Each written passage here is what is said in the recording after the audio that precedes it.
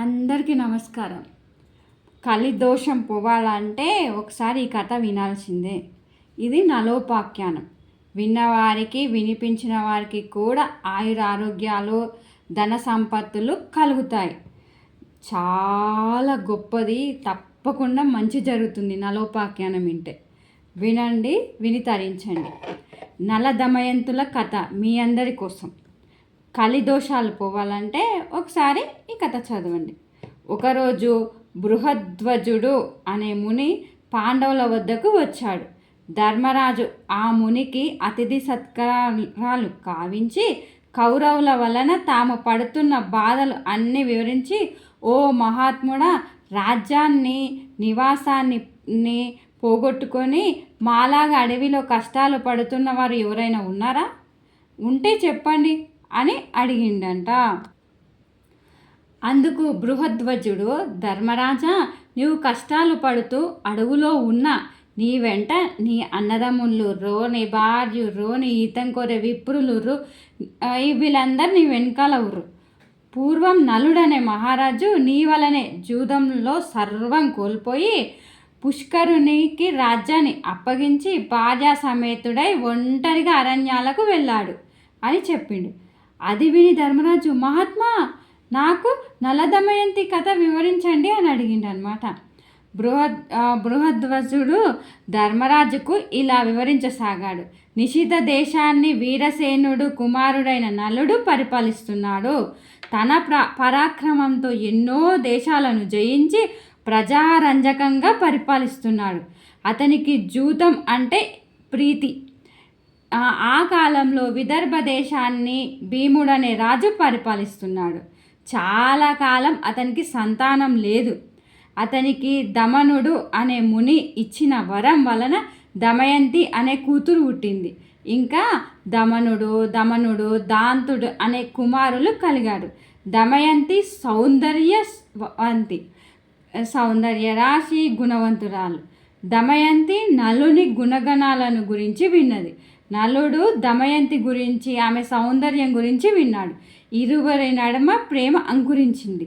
నల దమయంతిల మధ్య హంసరాయబారము. ఒకరోజు నలుడు ఉద్యానవనంలో ఉండగా హంసల గుంపు వచ్చి అక్కడ వాలింది. ఆ హంసలను చూసి ముచ్చటపడి నలుడు వాటితో ఒకదానిని పట్టుకున్నాడనమాట. మిగిలిన హంసలు తోటి హంసను విడిచి వెళ్ళలేక ఆకాశంలో తిరుగుతున్నాయి. నలునితో అతని చేతిలోని హంస మానవ భాషలో ఇలా అన్నది, ఓ మహారాజా, నీవు దమయంతిని ప్రేమిస్తున్నావు. నేను దమయంతి వద్దకు వెళ్ళి నీ గురించి, నీ అందచందాల గురించి, గుణగణాల గురించి చెప్పి నీ మీద అనురాగం కలిగేలా చేస్తాను అని పలికింది. ఆ హంస పలుకులు విని నలుడు ఆనందపడి దానిని విడిచిపెట్టాడు. ఇచ్చట మాట ప్రకారం ఆ హంస ఆ విదర్భ దేశానికి ఎగిరిపోయింది. అంతఃపురం ముందు వివరిస్తున్న హంసను చూసి దమయంతి ముచ్చటపడింది. చెలికత్తెల సహాయంతో దమయంతి ఆ హంసను పట్టుకుంది. ఆ హంస దమయంతితో, దమయంతి, నేను హృదయేశ్వరుడైన నలుడి వద్ద నుంచి వచ్చాను. నలుడు సౌందర్యవంతుడు, సంపన్నుడు, సద్గుణవంతుడు. నీవు సౌందర్యంలో, గుణంలో అతనికి తగినదానివి. అతనికి భార్యవైతే నీవు రాణింపు అని పలికింది. దమయంతి, ఓ హంస, నలుని గురించి నాకు ఎలా చెప్పావో అలాగే నలునికి నా గురించి చెప్పు అంది. ఆ హంస అలాగే చేసింది.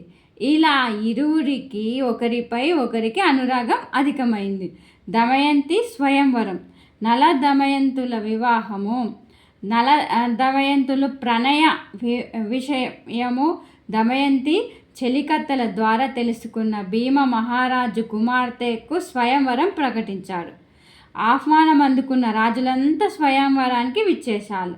నలుడు కూడా స్వయంవరానికి పోతున్నాడు. ఇంద్రునికి దమయంతి స్వయంవర విశేషం తెలిసి దిక్పాలకులతో స్వయంవరానికి బయలుదేరాడు. మార్గ మధ్యలో నలుని చూసిన ఇంద్రుడు నలునితో, నిషధరాజా, నీవు నాకు దూతగా పనిచేయాలి అన్నాడు. నలుడు అలాగే అన్నాడు. ఇంతకీ మీరెవరు? నేను మీకేం చెయ్యాలి అని అడిగాడు. ఇంద్రుడు నలునితో, నేను ఇంద్రుడను, వీరు దిక్పాలకులు. నీవు పోయి దమయంతికి మా గురించి చెప్పు, ఆమె మమ్ములను వరించేలా చెయ్యాలి అన్నాడు. నలుడు ఇంద్రుడితో, అయ్యా నీకిది ధర్మమా? నేను కూడా అదే పని మీద పోతున్నాను కదా అన్నాడు. ఇంద్రుడు నలునితో, నీవు మాకు మాటిచ్చావు కనుక ఈ కార్యం చెయ్యవలసింది. ఇది దేవతా కార్యం, నువ్వు చెయ్యగలవు. మాట తప్పడం ధర్మం కాదు. మా మహిమ చేత అంతఃపురానికి వెళ్ళడానికి నీకు ఎవ్వరు అడ్డుపడరు అన్నాడు. గత్యంతరం లేక నలుడు దమయంతి అంతఃపురంకి ప్రవేశించాడు. నలుడు దమయంతిని మొదటిసారిగా చూసి హంస చెప్పిన దానికంటే దమయంతి ఎక్కువ సౌందర్యవతి అనుకున్నాడు. దమయంతి ఆమె చెలికత్తెలు నలుడిని చూసి ఆశ్చర్యపోయాడు. దమయంతి నలుని చూసి, మహాత్మా మీరెవరు? ఎక్కడి నుంచి వచ్చారు? ఈ అంతఃపురంలో ఎవరికి కనబడకుండా ఎలా ప్రవేశించారు అని అడిగింది. నలుడు దమయంతితో, నా పేరు నలుడు, నేను దేవదూతగా వచ్చాను. దిక్పాలకులు వారిలో ఒకరిని వరించమని నీకు చెప్పమని నన్ను పంపారు అన్నాడు. నలుని మాటలు విని మనసు కష్టపెట్టుకుంది. అయ్యా నేను మానవకాంతను, నమస్కరించవలసిన దేవతలను వరించడం ధర్మమా? నాడు హంస చెప్పినది మొదలు నిన్నే నా భర్తగా తలుసుకున్నాను. నా తండ్రి భీమరాజు మిమ్మిక్కడికి రప్పించడానికై స్వయంవరం ప్రకటించాడు. మీరే నా భర్త కనుక నన్ను స్వీకరించండి, లేకుంటే నా ప్రాణాలు తీసుకుంటాను కానీ ఇతరులను వరించను అని దమయంతి ప్రార్థించింది. నలుడు దమయంతితో, దమయంతి దేవతలు ఐశ్వర్యవంతులు, జరామరణాలు లేనివారు, వారిని కాదని జరామరణాలు అలవాటమైన నన్ను కోరడం న్యాయమా అని అన్నాడు. ఆ మాటలు విని దమయంతి దుఃఖించింది. ఆమె నలునితో, నేను ఒక ఉపాయం చెప్తాను. అందరి ముందు నేను దేవతలను ప్రార్థించి నిన్ను వివాహమాడతాను. అప్పుడు మీకు దేవతల మాట వినలేదన్న దోషం ఉండదు అంది. ఆ మాటలు నలుడు ఇంద్రునికి చెప్పాడు. అది విని దిక్పాలకులు, దమయంతి మమ్మల్ని ఎలా వరించదో చూస్తాం అని అందరూ నలుని రూపంలో స్వయంవరానికి వచ్చారు. స్వయంవర మంటపంలో ఒకేసారి 5 నలులు కనిపించారు. దమయంతి వరమాల పట్టుకొని వచ్చింది. మనసులో ధ్యానించింది. దేవతలారా, నలుని గుర్తుపట్టడంలో నాకు సహకరించండి, మీ నిజస్వరూపాల్లో ప్రత్యక్షమవ్వండి అని ప్రార్థించింది. వారు దమయంతిని కరుణించి తమ నిజస్వరూపంలో ప్రత్యక్షమయ్యారు. నల దమయంతుల వైభవోపేతంగా వివాహం జరిగింది. ఇంద్రాది దేవతలు అనేక వరాలు ఇచ్చి అనుగ్రహించారు. నల దమయంతులపై కలి ప్రభావము, రాజ్యాన్ని కోల్పై అడవులకు వెళ్తున్న నలుడు దమయంతి స్వయంవరం చూసి దేవలోకము వెళ్తుండగా దేవతలకు కలిపురుషుడు కనిపించాడు. ఇంద్రుడు కలిపురుషుణ్ణి చూసి, ఎక్కడికి పోతున్నావు అని అడిగాడు. భూలోకంలో జరుగుతున్న దమయంతి స్వయంవరానికి పోతున్నాను అన్నాడు. ఆ మాటలు వారు నవ్వి, దమయంతి స్వయంవరం జరిగింది, ఆమె నలుడిని వివాహమాడింది అన్నాడు. కలికి కోపం వచ్చింది. నలుడిని రాజ్యభ్రష్టుని చేసి వారిరువురు వియోగం కల్పిస్తానని అనుకున్నాడు. నలుడు ధర్మాత్ముడు. కలి ప్రవేశానికి చాలా కాలానికి కానీ అవకాశం రాలేదు. ఒకరోజు నలుడు మూత్ర విసర్జన చేసి పాద ప్రక్షాళన చేసుకోకుండా సంధ్యావందనం చేశాడు. అశౌచం ఆధారము చేసుకొని కలి అతనిలో ప్రవేశించాడు. నలుని దాయాది అయిన పుష్కరుని వద్దకు వెళ్ళి, నలునికి జూద్య వ్యసనము ఉందని అతనితో జూదమాడి అతనిని రాజ్యాన్ని గెలవచ్చని నమ్మబలికాడు. బ్రాహ్మణ వేషంలో పుష్కరుని నలుని వద్దకు వెళ్ళి జూదంకి ఆహ్వానించాడు. జూదానికి పిలిస్తే పోకపోవడం ధర్మం కాదని నలుడు జూదమాడడానికి అంగీకరించాడు. జూదం మొదలైంది. నలుడు తన రాజ్యాన్ని, సంపదలను వరుసగా పోగొట్టుకున్నాడు. అయినా ఆడడం మానక సమస్తం పోయే వరకు ఆడిండు.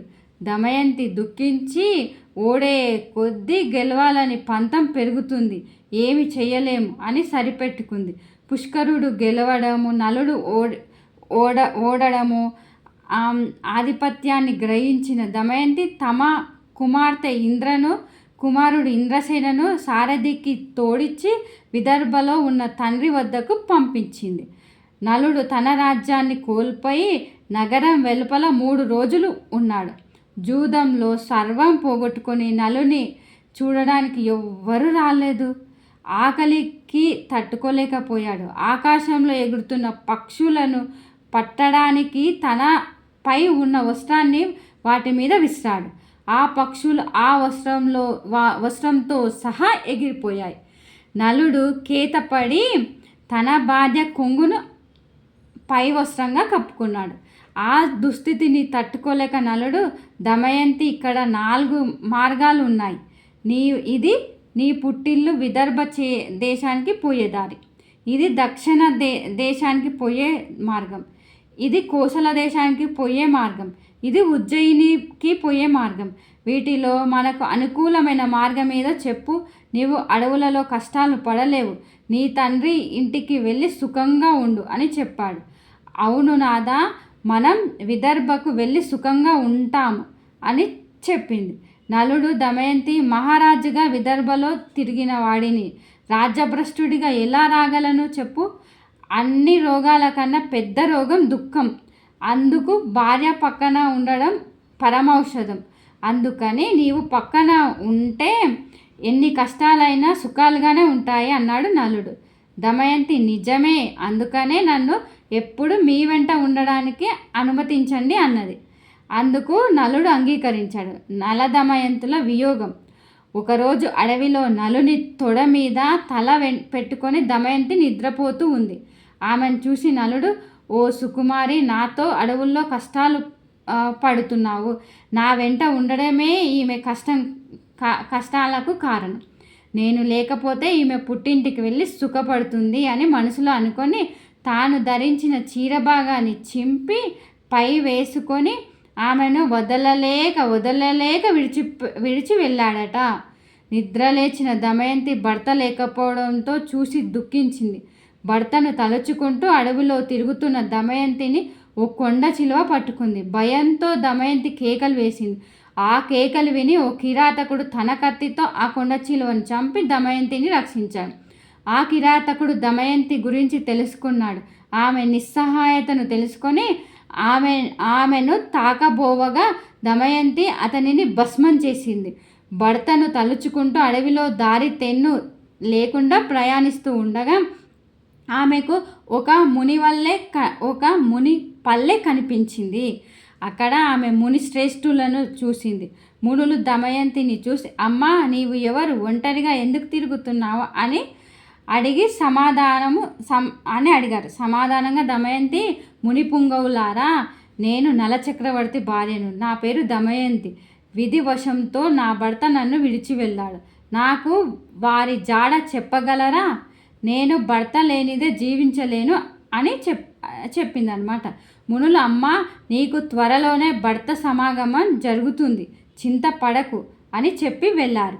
దమయంతి పిచ్చిదానిలా భర్తను వెతుక్కుంటూ అడవిలో తిరుగుతూ ఉంది. ఇంతలో అటుగా పోతున్న బాటసారులు ఆమెను చూశారు. కొందరు ఆమెను పిచ్చిది అని ఎగతాళి చేశారు. కొందరు ఆమెను మొక్కారు. వారిలో ఉన్న వ్యాపారి ఆమెను గురించి తెలుసుకొని, అమ్మా, నేను నలుణ్ణి చూడలేదు, కానీ మేము చేది దేశానికి వెళ్తున్నాము. దమయంతి వారితో, నేను కూడా మీ వెంట వస్తాను అన్నది. ఆ వ్యాపారి ఆమెను తమ వెంట తీసుకువెళ్ళాడు. వారు అడవి మార్గంలో రాత్రివేళ నిద్రిస్తున్న సమయంలో ఒక ఏనుగుల గుంపులో వారిలో చాలామందిని తొక్కేసింది.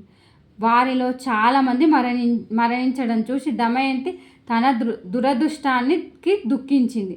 తనను చంపలేదని రోధిస్తున్న ఆమెను కొందరు బ్రాహ్మణులు ఓదార్చి ఆమెను తమ వెంట సుబాహు నగరానికి తీసుకువెళ్ళారు.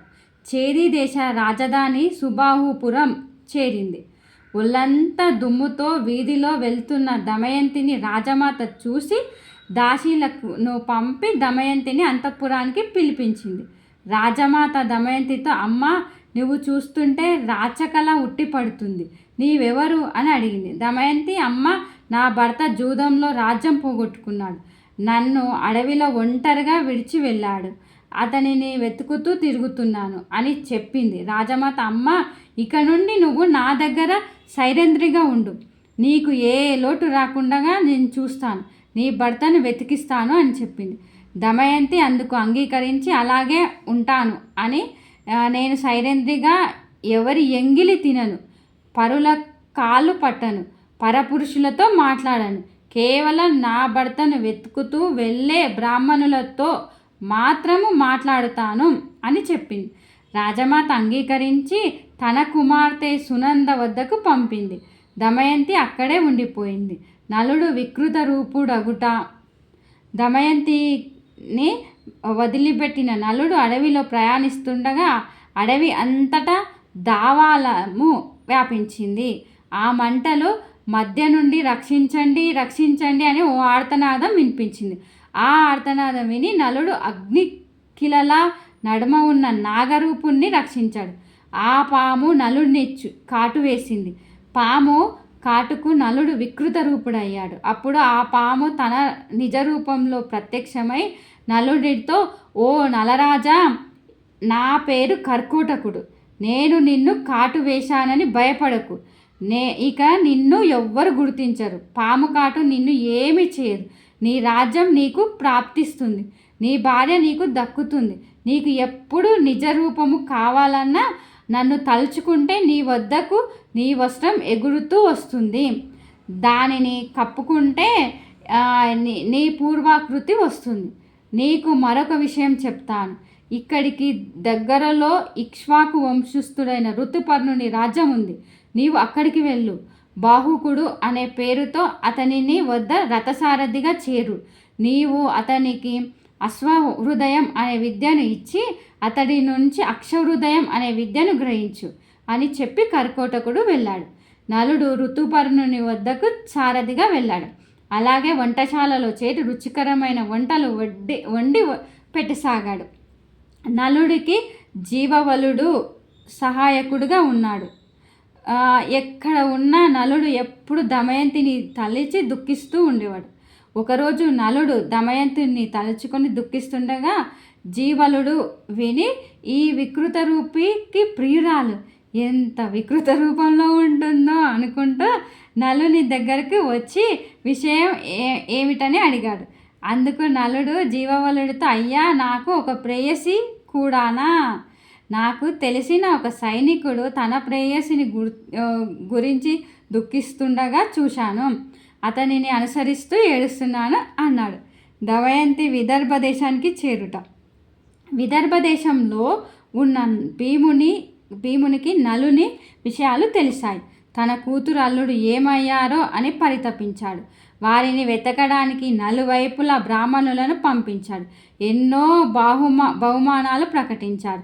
చేది దేశం చేరిన బ్రాహ్మణులు దమయంతి నుదుటన ఉన్న పుట్టుమచ్చను చూసి ఆమెను గుర్తించాడు.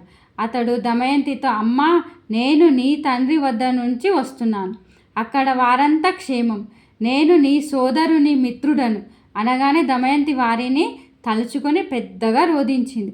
అది చూసిన రాజమాత ఆ బ్రాహ్మణుని చూసి, బ్రాహ్మణోత్తమ, ఈమె ఎవరి భార్య, ఎవరి కూతురు, ఇలా ఉండడానికి కారణమేంటి అని అడిగింది. అందుకు అతడు, అమ్మా, ఈమె విదర్భరాజు కుమార్తె నలచక్రవర్తి భార్య, ఈమె పేరు దమయంతి, అతడు విధివశాత్తు రాజ్యాన్ని పోగొట్టుకొని అడవుల పాలయ్యాడు, భీముని ఆజ్ఞపై ఈమెను వెతుకుతూ ఇక్కడికి వచ్చి ఈమెను గుర్తించాను అన్నాడు. అది విని దమయంతిని కౌగలించుకున్న రాజమాత, దమయంతి, నీవు నా పుత్రికా సమానురాలివి, నేను నీ తల్లి దశార్ణరాజు కుమార్తెలము, నీ తల్లి విదర్భరాజును వివాహమాడింది, నేను వీరబాహుణ్ణి వివాహమాడాను అంది. అందుకు అందరూ ఆనందపడ్డారు. దమయంతి బ్రాహ్మణునితో పుట్టింటికి ప్రయాణం అయ్యింది. దమయంతికి ద్వితీయ స్వయంవరం ప్రకటించుట. రాజ్య సౌధంలో ఉన్న దమయంతి వియోగంతో బాధపడుతూనే ఉంది. ఆమె తన తండ్రితో తన భర్తను తక్షణం వెతికించండి, ఆయన లేకుండా నేను బ్రతకలేను అంది. భీముడు వెంటనే బ్రాహ్మణులను పిలిచి నలుడి వెతకమని చెప్పాడు. వారితో దమయంతి ఇలా చెప్పాను, నా భర్త ఇప్పుడు రాజభ్రష్టుడు కనుక మారువేషంలో ఉంటాడు. మీరు వెళ్ళిన రాజ్యసభలలో ఈ విధంగా ప్రకటించండి, నీవు సత్యసంధుడవు కానీ నీ సతిని వంచావు, ఆమె సగం వస్త్రం ధరించి వెళ్ళావు, అలా చేయడం ధర్మమా, నాపై కరుణ చూపు అని చెప్పండి. ఈ మాటను ఎవరైనా రోషపడి బదులిస్తే నా వద్దకు వచ్చి చెప్పండి అన్నది.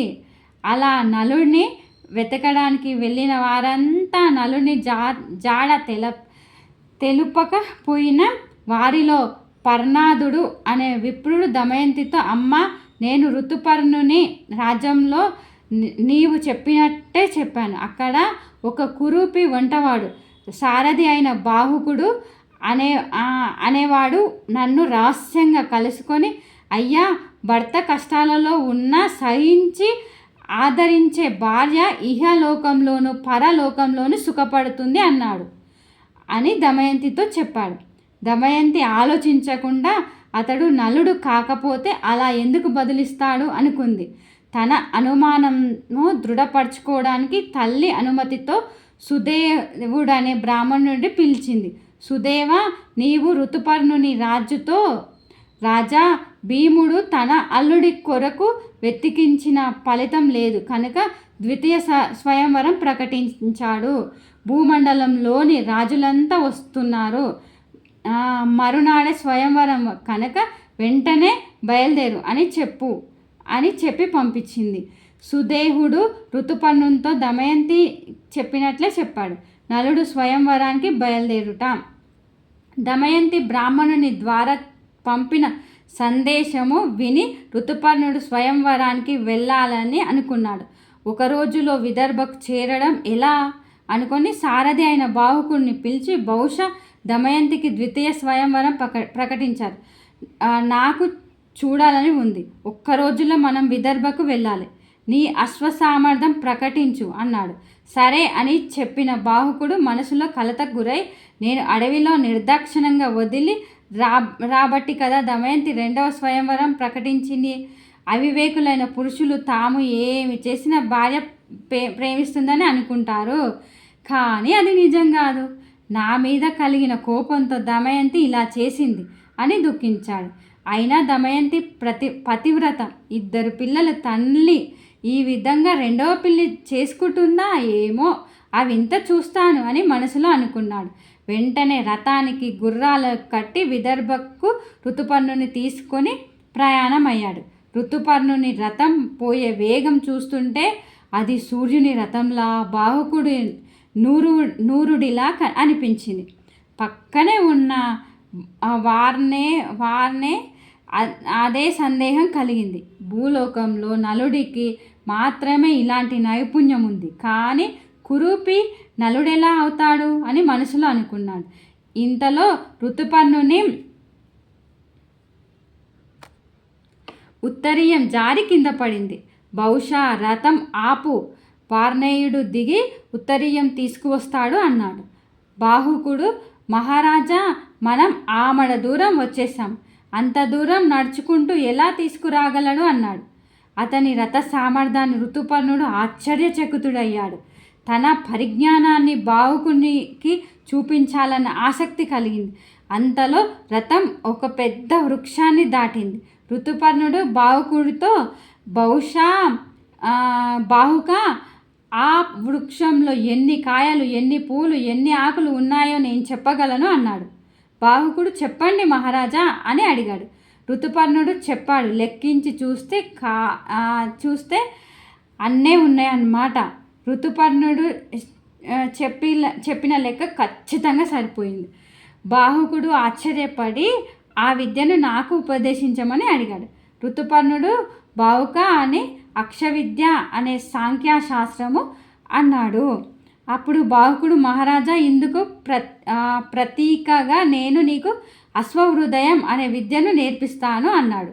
ఋతుపర్ణుడు, ఇప్పుడు కాదు, తర్వాత అని నేర్చుకుంటాను అన్నాడు. అక్షహృదయ విద్యా మహిమల వలన నలుడిలో నుండి కలి వెలుపలికి వచ్చాడు. తనను క్షమించమని నలుడిని వేడుకున్నాడు. నలుడు ఆగ్రహించి శపించబోయాడు. కలి నలుడితో, నల మహారాజా, నిన్ను ఆవహించి నీలో ఉన్న సమయంలో నిన్ను కర్కోటకుడు కాటు వేయడం వలన అనుక్షణం కాలిపోయాను.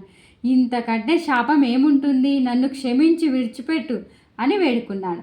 నలుని రథం విపరీతమైన ఘోషతో విదర్భలో ప్రవేశించింది. ఆ ఘోష విని దమయంతి అది నలుడి రథం అని గుర్తుపట్టింది. కానీ రథంలో ఉన్న ఋతుపర్ణుని చూసి నిరాశ చెందింది. భీముడు ఎంతో ఆనందంతో ఋతుపర్ణుని ఆహ్వానించి విడిదికి చూపించాడు. ఋతుపర్ణునితో విదర్భలో స్వయంవరం జరుగుతున్న సందడే కనిపించలేదు. బాహుకుడు రథాన్ని అశ్వాశాలకు నిలిపి సీదతీరాడు. తిరిగి కలుసుకున్న నల దమయంతుల కథ. దమయంతి తన దాసితో వచ్చి, ఋతుపర్ణ మహారాజు అతనిని సారథి వార్షేయుడు, వారు నాకు తెలుసు, కానీ వారి వెంట ఉన్న కురూపి ఎవరు? అతనిని చూసి నా మనసు పరవశించిపోతుంది. అతని వివరాలు తెలుసుకొని రా అని పంపింది. దాసి నలుని వద్దకు వచ్చి, అయ్యా రాకుమారి మీ యోగక్షేమాలు కనుక్కొని రమ్మంది అని చెప్పింది. నలుడు, మీ రాకుమారి స్వయంవరం ప్రకటించింది కదా, దానికి నేను మా మహారాజును ఒక్క రోజులో 100 ఆమడల దూరం ప్రయాణించి తీసుకువచ్చాను అని చెప్పింది అన్నాడు. మీతో వచ్చిన 3వ వ్యక్తి ఎవరు అని దాసి అడిగింది. నలుడు, అతడు వార్షేయుడు, ఇంతకు ముందు నలుడి సారథి అన్నాడు. దాసి, అతనికి నలుడి జాడ తెలుసు కదా అని అడిగింది. నలుడు దాసితో, తన రాజ్యాన్ని పోగొట్టుకునే ముందు నలుడు తన పిల్లలనిచ్చి వార్షేయుడిని విదర్భకు పంపారు. ఆ తర్వాత వార్షేయుడు ఋతుపర్ణుని వద్ద సారథిగా ఉన్నాడు. నలుని గురించి నలునికి తెలియాలి, లేదా అతని భార్యకు తెలియాలి, వేరొకరికి తెలిసే అవకాశమే లేదా అన్నాడు బాహుకుడు. దాసి, అయ్యా, నలుడు తనను ప్రాణప్రదంగా చూసుకునే భార్యను నిర్దాక్షిణ్యంగా అడవిలో విడిచిపెట్టాడు. దమయంతి నలుడు విడిచిపెట్టిన సగం చీర ధరించి కాలం గడుపుతుంది. ఆమెను ఇలా విడిచిపెట్టడం ధర్మమా అని అడిగింది. నలుడి కంట నీరు పెళ్ళుబీకింది. అది దాసికి తెలియకూడదని మోహం తిప్పుకున్నాడు. దమయంతికి దాసి జరిగినదంతా వివరించింది. దమయంతి దాసితో, సందేహం లేదు, అతడే నలుడు. అయినా వికృత రూపం ఏంటి? అతను వంటవాడు అని చెప్పారు గనుక వంట ఎలా చేస్తాడో పరీక్షించు అని పంపింది. దాసి వెళ్ళి నలుని నిశితంగా పరిశీలించి, అమ్మ, అతడు సామాన్యుడు కాదు, అతడు ఏ పని అయినా సునాయాసంగా చేస్తున్నాడు. అతడు గడ్డిని విదిలిస్తే మంటలు వస్తున్నాయి, వంట పూర్తయ్యే వరకు అలా మండుతున్నాయి, వంటలు అద్భుతంగా ఉన్నాయి అని దమయంతికి చెప్పింది. దమయంతి ఆ నలుడు వండిన వంటలు తెప్పించి రుచి చూసింది. సందేహమే లేదు, ఇవి నలుడి వంటలే అని గ్రహించింది. దాసితో తన పిల్లను నలుడి వద్దకు పంపింది. నలుడు వారిని చూసి చలించి ఎత్తుకొని ముద్దాడాడు. దాసితో, అమ్మా, ఏమి అనుకోవద్దు, వీరిని చూసి నా బిడ్డలు గుర్తుకు వచ్చారు, అందుకే అలా చేశాను. ఇక నువ్వు నా వద్దకు రావద్దు, ఎవరైనా చూస్తే ఏమైనా అనుకుంటారు. అయినా మేము విదేశాల నుంచి వచ్చిన అతిథులం, మాతో మీకేం పని అన్నాడు. ఇది విని దమయంతి సంతోషపడి తన తల్లి వద్దకు వెళ్ళి, ఋతుపర్ణుని సారథిగా వచ్చిన కురూపి బాహుకుడే నలుడు. అమ్మ, అతను ఇక్కడకు వస్తాడా? నేను అక్కడకు వెళ్ళాలా? నువ్వే నిశ్చయించు అని అడిగింది. భీమరాజు అనుమతితో ఆమె బాహుకుడి దమయంతి వద్దకు రప్పించింది.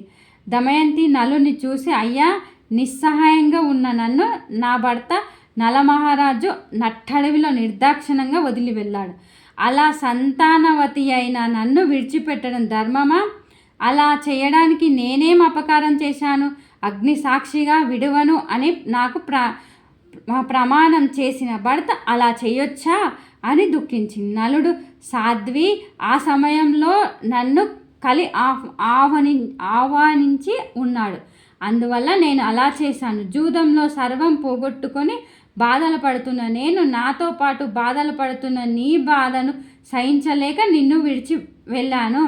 అలా చేస్తే నువ్వైనా నీ తండ్రి ఇంటికి వెళ్ళి సుఖంగా ఉంటావని అలా చేశాను. నీపై అనురాగంతో మిమ్మల్ని చూడాలనే నేను ఇక్కడికి వచ్చాను. మరొక భర్త కోసం స్వయంవరం ప్రకటించావు. కులశ్రీకి తగునా? అలా ఎందుకు చేశావు? అందుకే కదా ఋతుపర్ణుడు వచ్చాడు. ఇది ధర్మమా అని దమయంతిని అడిగాడు. దమయంతి, నాదా, నేను మీకోసము గాలిస్తూ పంపిన విప్రులలో అయోధ్యకు వెళ్ళిన విప్రుడు మిమ్ములను గుర్తించాడు. మిమ్ములని రప్పించుటకే ఇలా చేశాను. మీరు కాక ఇంకెవరు 100 యోజనాల దూరం ఒక్క రోజులో ప్రయాణించగలరు? నాలో ఎటువంటి పాపపు తలపు లేదు అని నీ పాదములు అంటి నమస్కరించి ప్రమాణం చేస్తున్నాను అని దమయంతి నలుని పాదాలకు నమస్కరించింది. వెంటనే ఆకాశం నుండి వాయుదేవుడు, నలచక్రవర్తి, ఈమె పవిత్రురాలు, పతివ్రత, నేను, సూర్యుడు, చంద్రుడు ఈమె సౌశీల్యము కాపాడుకున్నాము అని పలికాడు. నలుడు కర్కోటకునికి నమస్కరించాడు. వెంటనే ఒక వస్త్రం వచ్చింది. అది ధరించగానే నలుడికి ఇంద్ర తేజస్సుతో సమానమైన మనోహరమైన పూర్వరూపం వచ్చింది. దమయంతిని పరిగ్రహించాడు. నలదమయంతులు రాజ్యాన్ని పొందుట. సభలో నలదమయంతులు నలుడు విదర్భలో 1 మాసం ఉండి తన రాజ్యానికి వెళ్ళి పుష్కరుణ్ణి కలిశాడు. నలుడు పుష్కరునితో, పుష్కర, జూదమాడడం నీకు ప్రియం కదా, నేను నా భార్య దమయంతిని పనంగా పెట్టాను. నీవు నీ సర్వస్వం పెట్టి నాతో ఆడతావా లేదా నాతో యుద్ధం చెయ్యి. ఎవరు గెలిస్తే వారిదే రాజ్యం. నీకేది ఇష్టమో నిర్ణయించుకో అన్నాడు. పుష్కరుడు జూదప్రియుడు, పైగా ఒకసారి జూదమాడి గెలిచాడు కనుక అతడు నలునితో నేను జూదమే ఆడతాను అన్నాడు. నలుడు పుష్కరునితో జూదమాడి రాజ్యాన్ని గెలుచుకున్నాడు. పుష్కరునితో, పుష్కర, నేను ఇదివరకు నీతో జూదమాడినప్పుడు నన్ను కలి ఆవహించి ఉన్నాడు కనుక ఓడిపోయాను. నీ బలం వలన కాదు, నీవు నా పినతండ్రి కుమారుడివి కనుక నిన్ను ఏమి చెయ్యను, వెళ్ళు అని చెప్పి పంపాడు. ఫలశ్రుతి. ఈ నలుడి గాథ శ్రద్ధతో వినేవారు, సమావేశాలలో చదివి వినిపించేవారు కలి వలన సంభవించే దోషాల నుండి విముక్తి చెందగలరు. సర్వపుణ్య కార్యాలు చేసినప్పుడు లభించే పుణ్య ఫలితాలు నలోపాఖ్యానం విన్నవారికి, వినిపించిన వారికి కూడా లభిస్తుంది. అటువంటి వారికి బహుపుత్ర లాభము, పౌత్రాభివృద్ధి, ఆయురారోగ్య, ధన సంపత్తులు కలుగుతాయి. విషప్రయోగం నుండి బాధలు, చెడు విషయాల నుంచి లంపటం వారికి అంటవు. వారు ధర్మాత్ములు కాగలరు. కర్కటశ్చ నాగశ్చ దమయంతశ్చ నలశ్చ ఋతుపర్ణశ్చ రాజర్చే కీర్తినం కలినాశనం. కర్కోటకుడని నాగుని, దమయంతిని, పుణ్యశ్లోకుడైన నలుడిని, చరిత్రుడైన ఋతుపర్ణుని ధ్యానించి కీర్తించిన కలి భయాలు తొలగిపోగలవు. స్వస్తి.